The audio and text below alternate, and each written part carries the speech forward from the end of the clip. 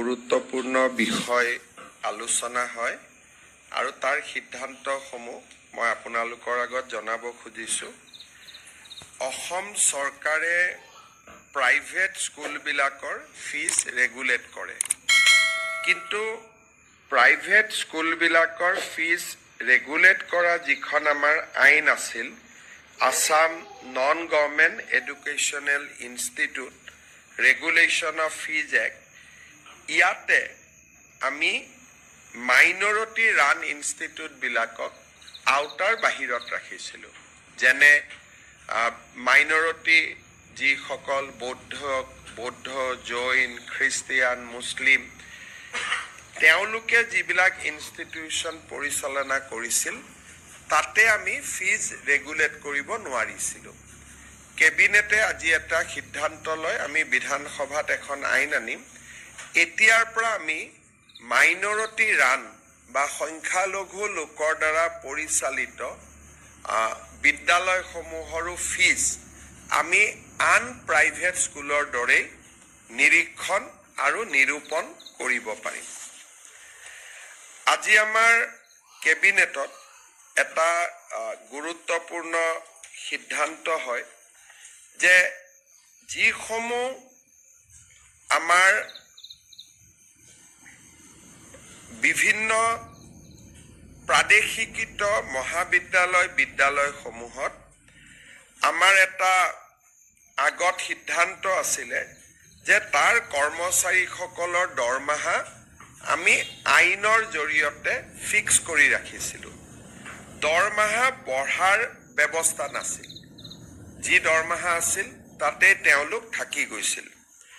আজি কেবিনেটে সিদ্ধান্ত গ্ৰহণ কৰে যে প্ৰতি বছৰে এখেতসকলৰ দৰমহা 6% বৃদ্ধি হৈ গৈ থাকিব।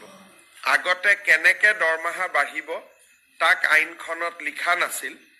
এতিয়াৰ পৰা প্ৰাদেশিকৃত বিদ্যালয়ৰ কৰ্মচাৰীসকল, তৃতীয় আৰু চতুৰ্থ বৰ্গৰ কৰ্মচাৰীসকলৰ দৰমহা প্ৰতি বছৰে 6% ইনক্ৰিমেণ্ট পাই গৈ থাকিব।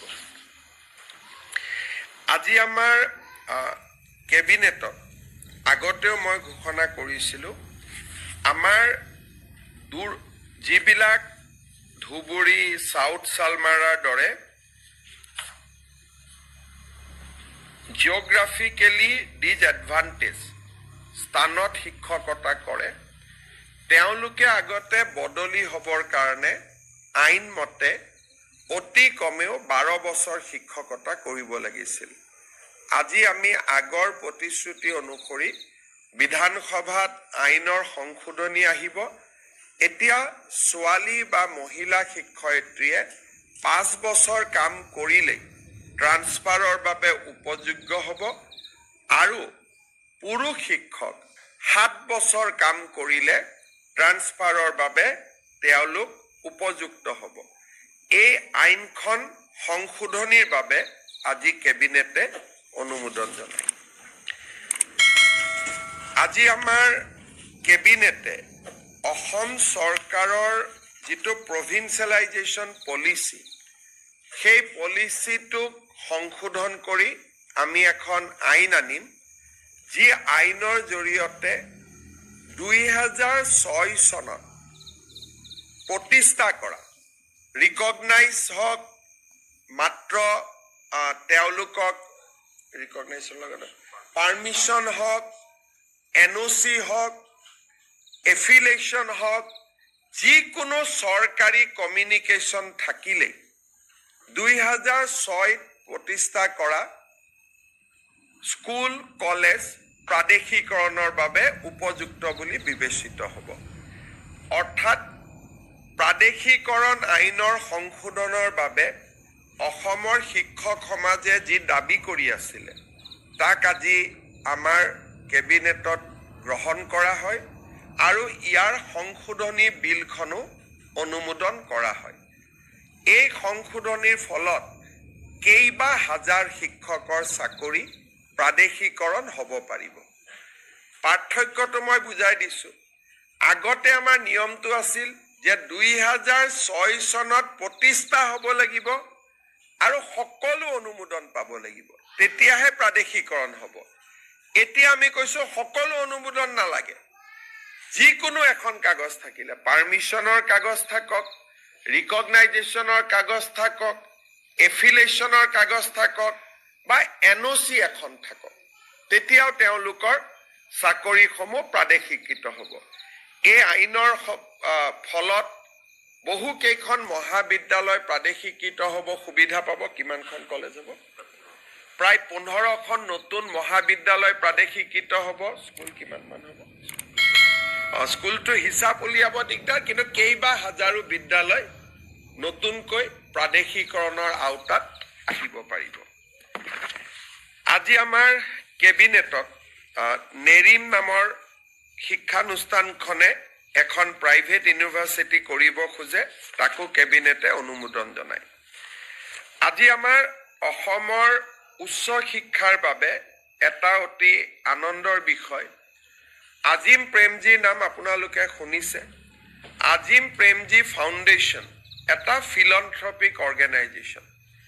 তেওঁলোকে অসমত 1000 কোটি টকাতকৈও অধিক ব্যয় কৰি এখন বিশ্ববিদ্যালয় নিৰ্মাণ কৰাৰ বাবে আমাক আবেদন কৰিছিল। আজিম প্ৰেমজী ফাউণ্ডেশ্যনৰ বিশ্ববিদ্যালয় কৰ্ণাটকত আছে, ভূপালত আছে আৰু ৰাঁচীত আছে। এই বিশ্ববিদ্যালয়ত ছাত্ৰ ছাত্ৰীসকলক যথেষ্ট স্কলাৰশ্বিপ দিয়া হয় আৰু বিশ্বমানৰ শিক্ষা প্ৰদান কৰা হয়। আজিম প্ৰেমজী ইউনিভাৰ্চিটি পলাশবাৰীত স্থাপন হ'ব IIMৰ লগতে, আৰু 10,000তকৈ অধিক ছাত্ৰ ছাত্ৰীক এই ফাউণ্ডেশ্যনে শিক্ষা দিব।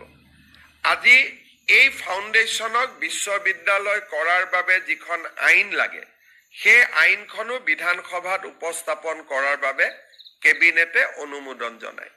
আৰু এই বিশ্ববিদ্যালয়খনে অসমৰ উচ্চ শিক্ষাৰ এটা পৰিৱেশত এটা নৱজাগৰণৰ সৃষ্টি কৰিব।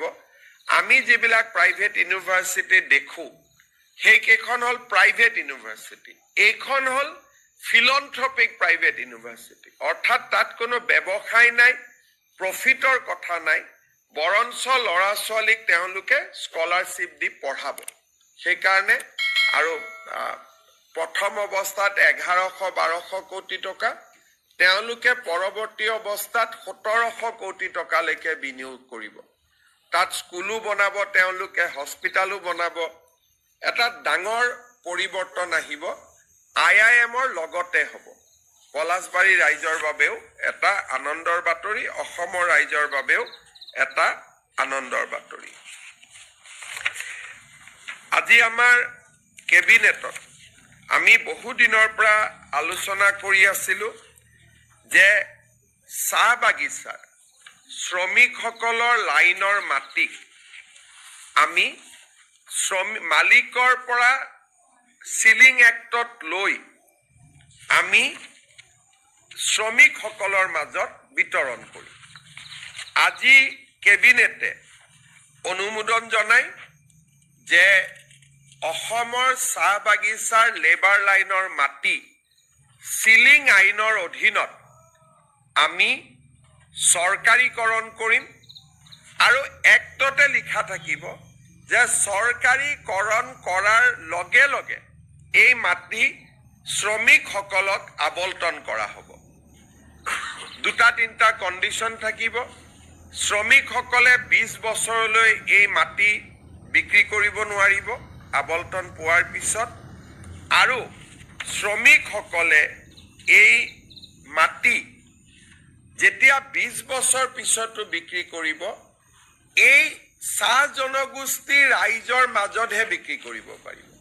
আউটছাইড টি গাৰ্ডেনৰ যি শ্ৰমিক, তেওঁলোকক বিক্ৰী কৰিব নোৱাৰিব, যাতে লেবাৰ লাইনবোৰ সুৰক্ষিত হৈ থাকে। আমি এটা অনুমান কৰিছোঁ, এই বিলখন অহাৰ ফলত 2,18,553 বিঘা মাটি আবণ্টন কৰিব পৰা যাব। 3,33,486টা পৰিয়াল এই সিদ্ধান্ত